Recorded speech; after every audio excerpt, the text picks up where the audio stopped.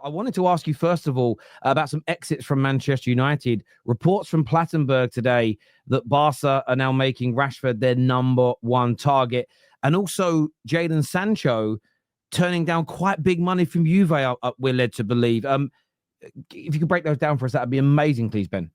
Yeah, I mean, Manchester United are definitely looking to get these exits done sooner rather than later. And as we've said before, there may be some element of intertwinement between Rashford, Garnacho, Antony, and Sancho.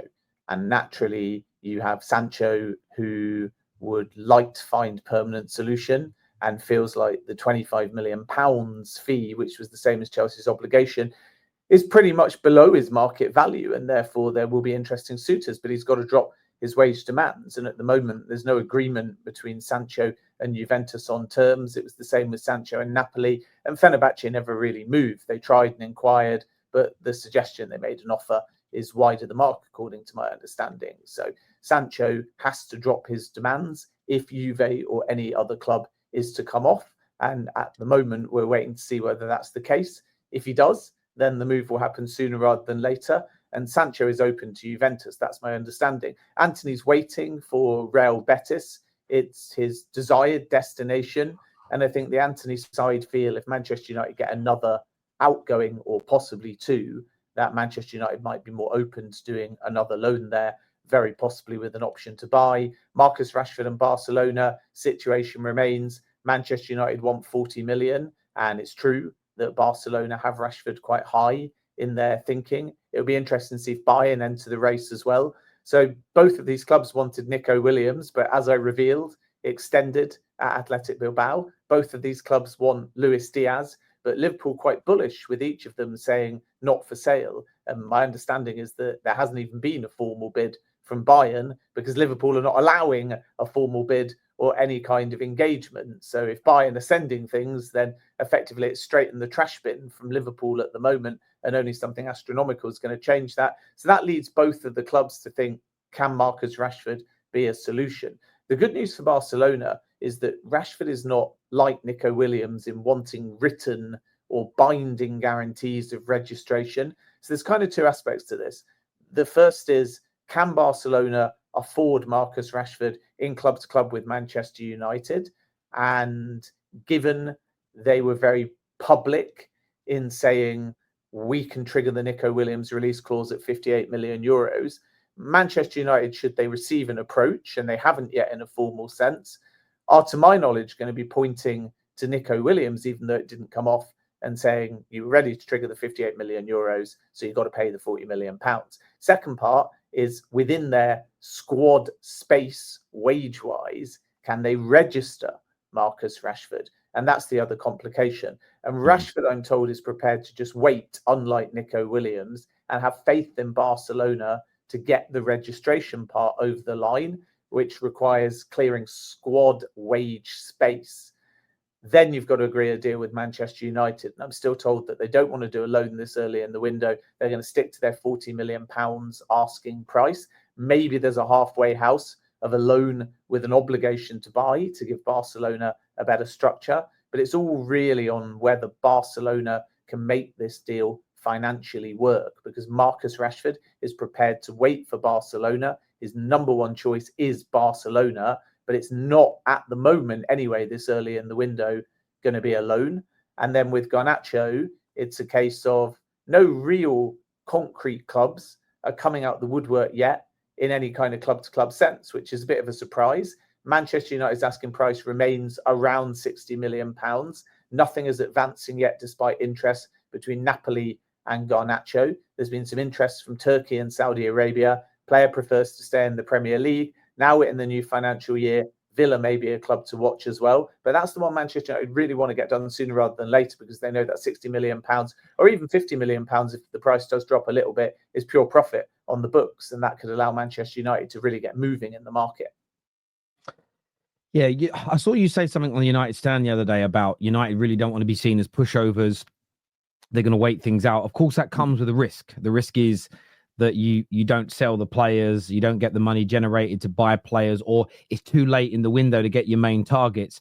But it does appear that United right now are just standing firm. They're sticking rather than twisting, because I'm sure Barca would love a call today from United saying, look, we'll knock £10 million off the asking price, or Juve would love to hear us say, you know what, we'll cover half the salary for the next year or something. And I suppose it's is a little bit of a gamble, because you may not come out on top, but it does appear that United are not yet willing to yield on their exit demands. Yeah, and that's just because it's so early in the window, and every club is doing that. Brentford are being quite tough in negotiations for Bryan and Mbeumo, but I understand why Manchester United fans in particular will be seeing how fast Tottenham have moved to bring in two important signings, Liverpool's business so far and so on, and feel like actually there's this period of limbo at the moment, because Manchester United, even in a new financial year, are waiting for exits and to get some certain wages off their books as well.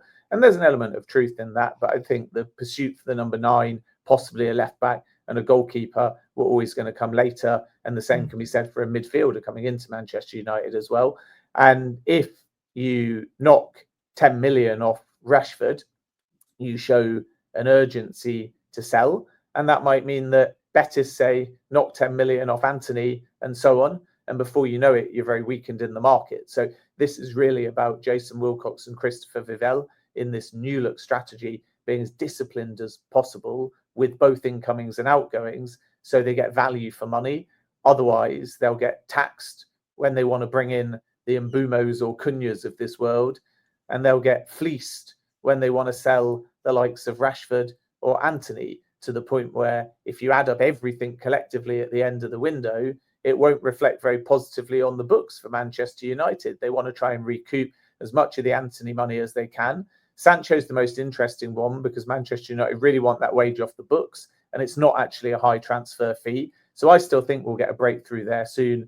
Garnacho will be a talent for somebody, and is young profile-wise with a high ceiling. There's a lot of clubs looking for someone on that left side. So I can understand why Manchester United believe, as the window develops, and with many of the European windows only a few days open, more interest may come for Garnacho. But if he's holding out for a move to the Premier League, that price may still have to drop, because a Villa, for example, are going to be quite tight within their financial spend, even in this new year, because they don't have Champions League football. They don't want to be in a repeat position in 12 months' time, because there's not another women's team to sell to your parent company. So it'll be interesting to see how that one develops. I think most believe the Garnacho price may drop slightly from 60 million.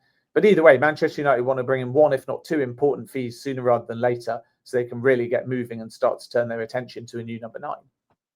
Absolutely. And I'm not going to ask about an Mbeumo update, because most of us heard what you said on the United stand. Nothing's changed. I think a lot of people are just angry at it. So I'm not going to kick a bee's nest today. That's my view. I think we know that it's more about structure, the add-ons, and getting the Brentford want the add-ons to be a little bit more achievable. That's essentially the only sticking point remaining, really, as far as I'm led to believe.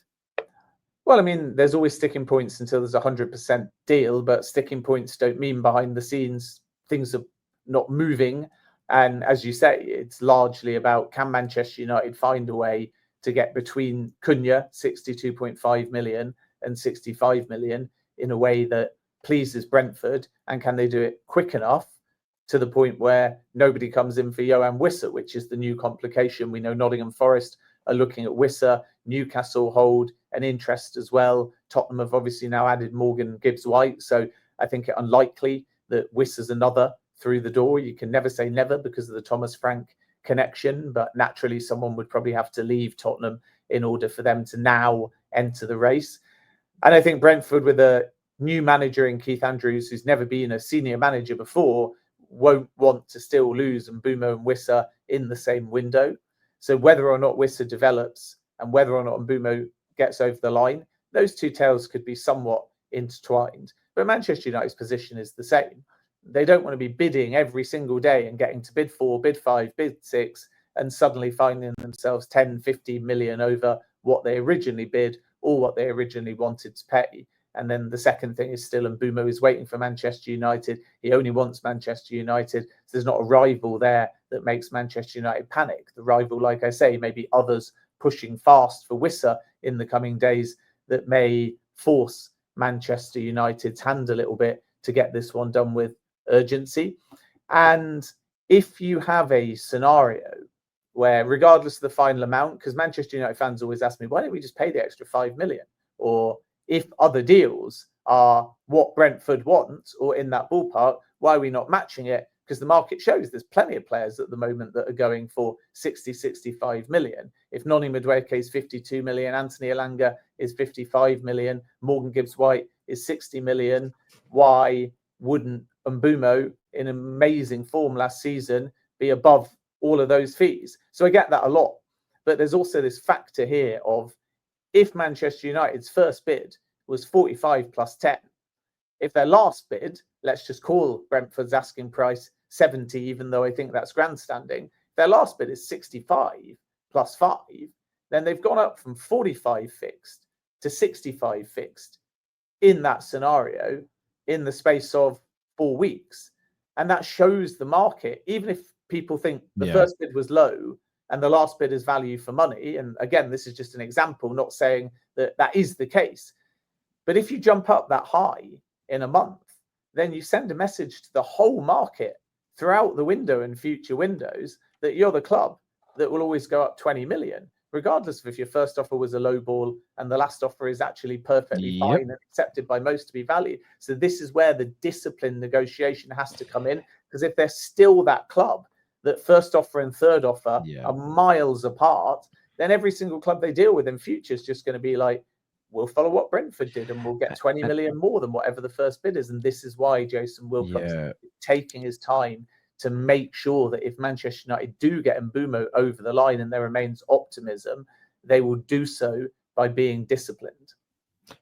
I agree with the approach. I'm frustrated as a fan that we haven't got more in and more out. At the same time, overpaying and selling at a loss would make me much more angry. And it's one of the reasons why it's going to take years, as I've stated many times, to fix the club.